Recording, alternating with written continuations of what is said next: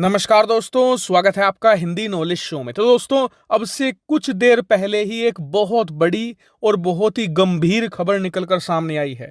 खबर कुछ ऐसी है कि चीन ने भारत में लद्दाख के करीब एक बड़े हमले का प्रयास किया था।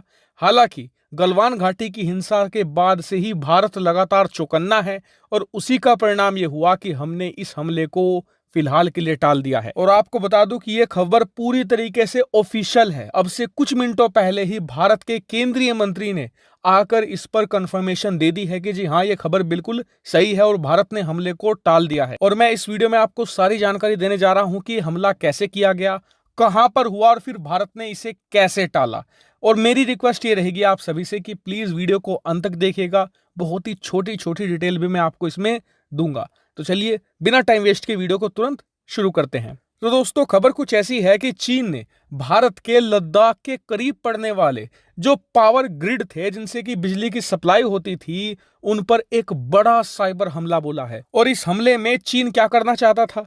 सबसे पहले जो बिजली सप्लाई है उसे ठप करने की कोशिश थी, उसमें व्यवधान डालने की कोशिश थी। इतना ही नहीं, जो साइबर इंटेलिजेंस एजेंसी है उसने ये भी बताया है कि हो सकता है कि चीन ने इस हमले के दौरान कुछ खुफिया जानकारी भी जुटाई हो। जो वहां पर कैमरे लगे हैं उनके जरिए इन ग्रिड से ज्यादा जासूसी भी की गई हो। इसकी पूरी संभावना बनी हुई है। और फिलहाल जो भारत की खुफिया एजेंसियां हैं, साइबर एजेंसियां हैं, सब इस बात को कैलकुलेट करने में लगी हुई है कि भारत को कितना नुकसान हुआ है।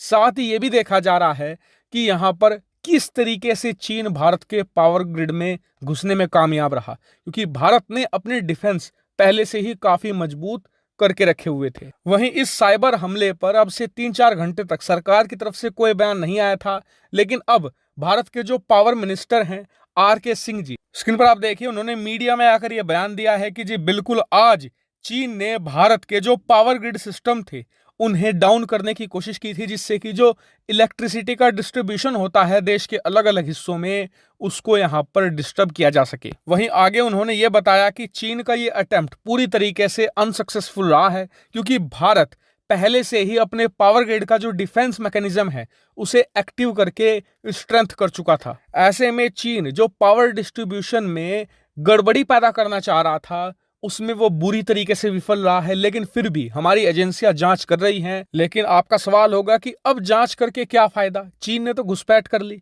तो देखिए, जांच का बहुत फायदा है। क्यों? क्योंकि हम ये पता लगाएंगे कि चीन हमारे पावर ग्रिड में कैसे घुसपैठ कर पाया, उस लूप होल को ढूंढेंगे और पता लगाएंगे कि चीन भारत के पावर ग्रिड सिस्टम में कैसे घुसा।